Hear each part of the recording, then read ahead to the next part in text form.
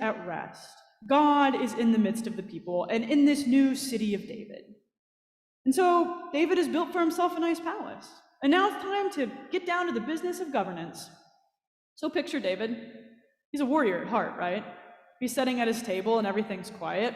He looks up at his lovely cedar coffered ceiling, looks at his wonderful plate full of food, drums his fingers a little, pushes back his chair and walks to the balcony, surveys the construction going on as the city rises, and his eyes alight on a tent.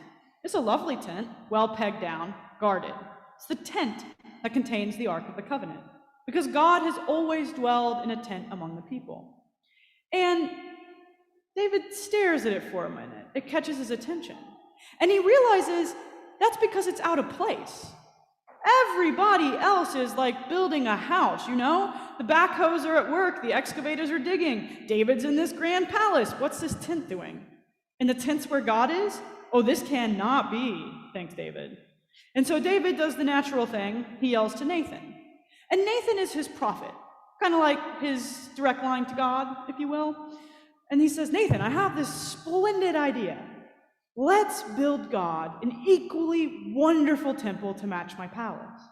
I rule at the pleasure of God anyway. What God has should match what I have. This isn't right. And Nathan says, go and do all that you intend.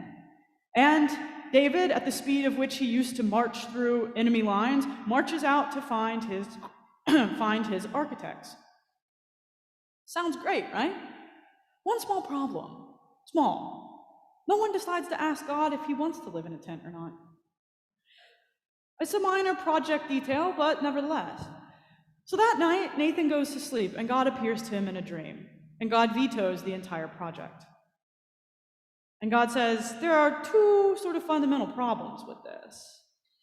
And the first one is that just because David loves his house made of Lebanese cedar doesn't mean I want a house. The problem, see, is that David, out of perhaps pure motives, looks at what God has and thinks that's not enough. God must want to rest in a lovely dwelling place.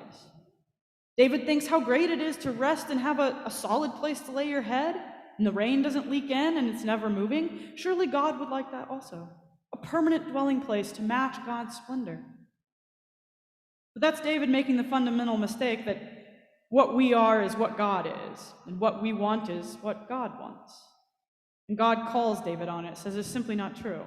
Have I ever told you I need posher digs? No. I dwell in a tent with people. I'm a God who fundamentally moves. And while I dwell with my chosen people, that project is really to bless the nations. I'm not to be contained. Just because you want it, David, doesn't mean it's what I want. Don't make the mistake of thinking, I'm being made in your image. David, you are made in mine. That's problem one. And problem two is that David begins the slippage of thinking that he can do things for God by himself. And God, not subtly, reminds David that actually everything that's happened up to this point is because God has been at work in David. God had David anointed. God has been working through David to quell all of the enemies. It is God who has empowered David with the leadership skills to do what needs to be done to unite the kingdoms. It's God who has been in all of it. It's God who is building a house for David. It's a lovely play on words. David wants to build this house for God, and God says, no, I'm building a house. I am building this kingdom, and you are the king in it, but I am building the house.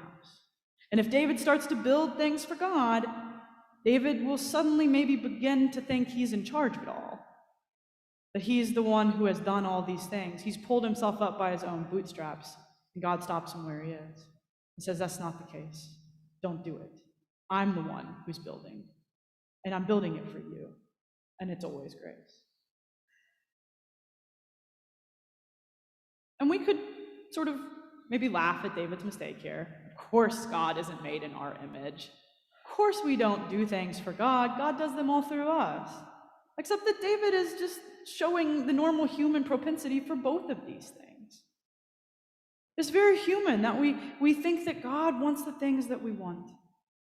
I mean, on an insidious side, we begin to think that God is only on our side God is with our group. God is playing for only our team. And that happens. But there's also just this sort of other side of it, where there's a purity of heart about it, where we're trying to do the loving thing, and we're trying to be kind, and we're trying to be just, and we think that God must see it like we see it. God must want exactly what we want. The projects that we imagine we could do in our community, the ways we could heal ourselves to be more whole, that must be what God wants. But then we're reminded that maybe it is that that's making God in our image. That just how we imagine the future and what we think is love or just or peaceful maybe isn't God's best imagined future. And that God's love and God's vision for us and God's vision for the world is always bigger than any one of us can ever ask or imagine. And the ticket to that, see, is what interrupts this story. It's prayer. I mean, that's really what happens to Nathan at the end of the day. God comes in and speaks to him, and Nathan listens, and that's really prayer. It's a little bit different for you and I, or maybe not. Maybe it's just me speaking for myself. It's never quite operated in that fashion. That's the ticket, right? It's prayer with God that helps us remember that actually our lives are a journey of not making God look like us, but of having ourselves look more and more like God. That prayer teaches us how to open our hearts so that we're aligning with what God wants. So that eventually we learn the art of discernment, to listen deeply to God so that more of our ideas come from that centered, transformed space. And more of our ideas align with what God's imagined future is. But we leave that to God and we don't attribute it to ourselves. That's the power of prayer, right? In no trite way.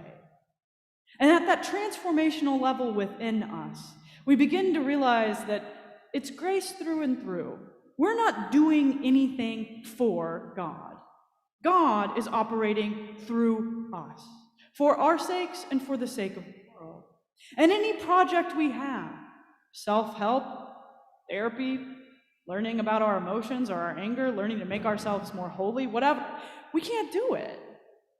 And all the projects we dream for schools, right, our school partnerships, working with refugee gardens, mending some of the injustices that occur, all of those ideas, they don't spring from us, they spring from who God is. And when we're centered and we understand that God is at work in us, it orients us differently. We're not building the house. God is building the house. And God is working with us and using us in incredible ways, but it doesn't belong to us to do. It's God working through us. And it's prayer that teaches us that. It's prayer that opens our hearts so that we know what God is doing and how we can better align with that. Not pulling God into what we want, but going where God calls us to go. More and more may we do that. More and more may prayer grow us into the image of God, and may we individually and collectively discern the house God is building and how we are all invited